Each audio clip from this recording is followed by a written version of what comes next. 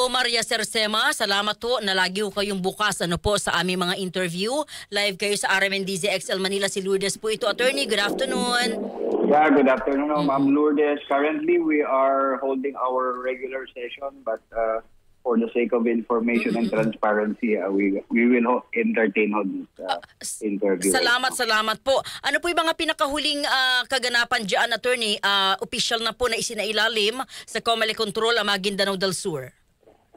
Yeah, that follows what was decided also for Maguindanao del Norte. Recently, ang Maguindanao del Norte was placed under Comelec control, and it is now under Commissioner Tipo as administrator. Now, because of the recent spate of violence that occurred in the province of Maguindanao del Sur, particularly in the municipality of Buluan, I believe that the Commission on Elections is on the right track to decide to place the entire province under Comelec control. Attorney, para malinaw, kapag nasa ilalim na ng Comelec control, masabi ba natin na hindi na mangyayari yung mga naunang marahas na kaganapan? Hindi naman ganun ang conclusion, no? But of course, it can be conclusive that the Commission on Elections will be doing the right thing in pursuant to placing the whole province under the province under Comelec control.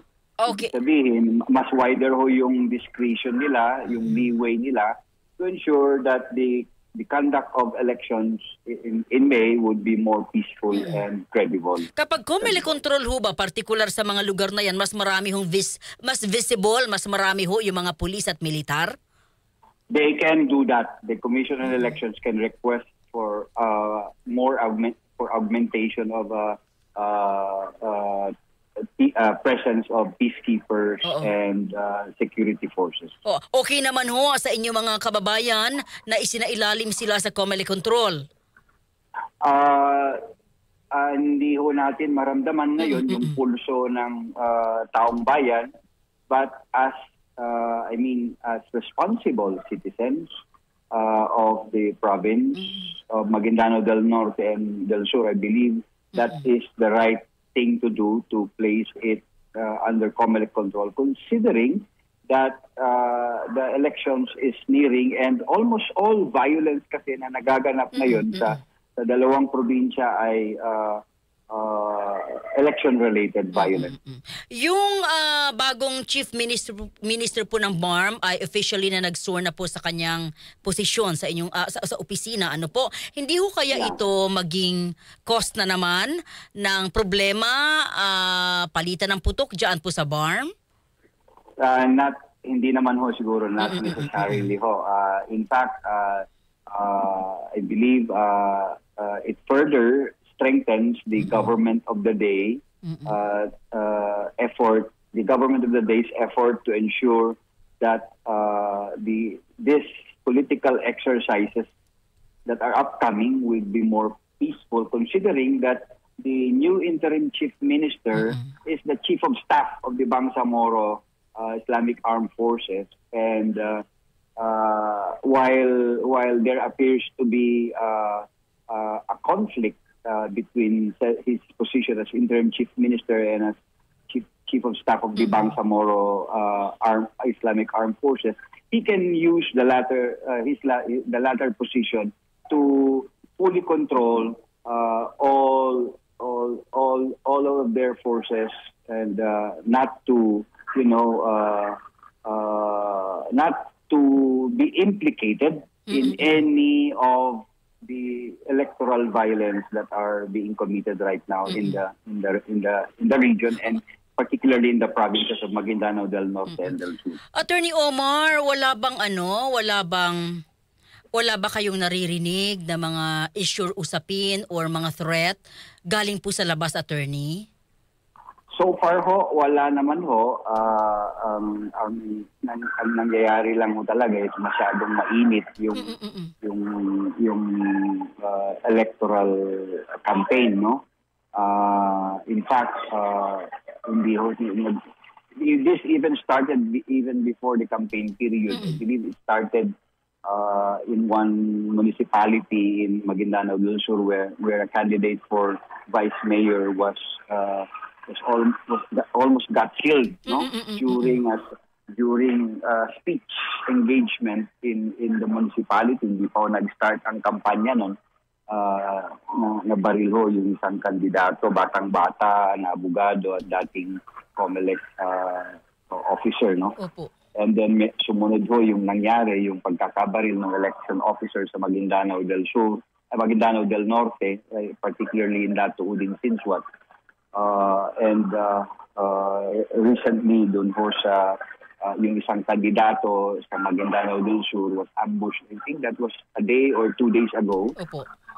And I believe these are reason enough to place the entire the two provinces actually under COMELEC control. But I believe naging specific ko yung order ng yung decision ng COMELEC to place one municipality in each province under COMELEC control. Ang concern kasi, attorney, ng marami siguro naririnig niyo, what if hindi nga galing sa loob yung manggugulo, nang galing sa labas?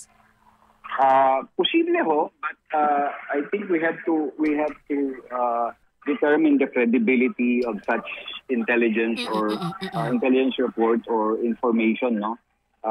Ina-assume na lang ho natin na dito pa rin galing sa loob, and I believe the police and the security officials know the perpetrators.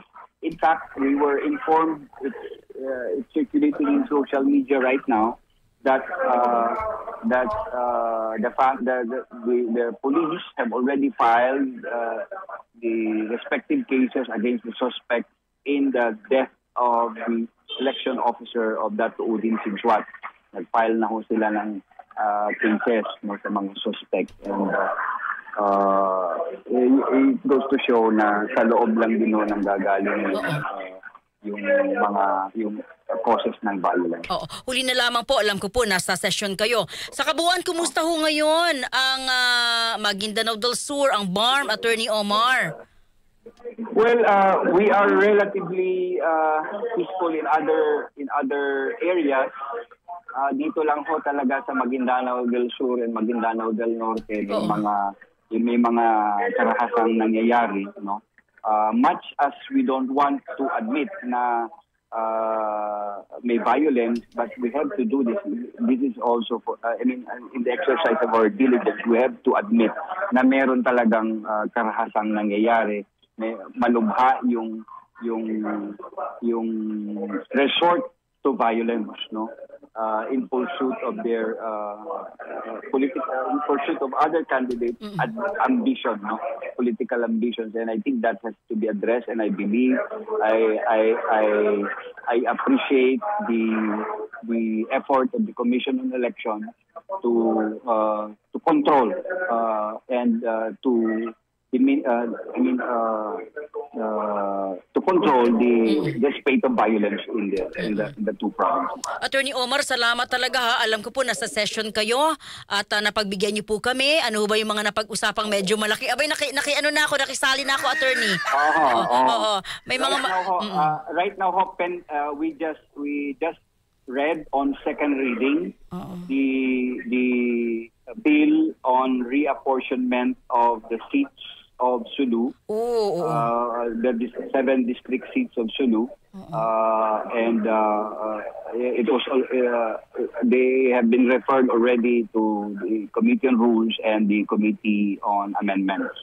So by next week mag-start na yung committee work with respect to the reapportionment, and this is in compliance with the desire of Congress to look into it and address that legal question, because I believe it is necessary for the conduct of the elections in October 12, 2025.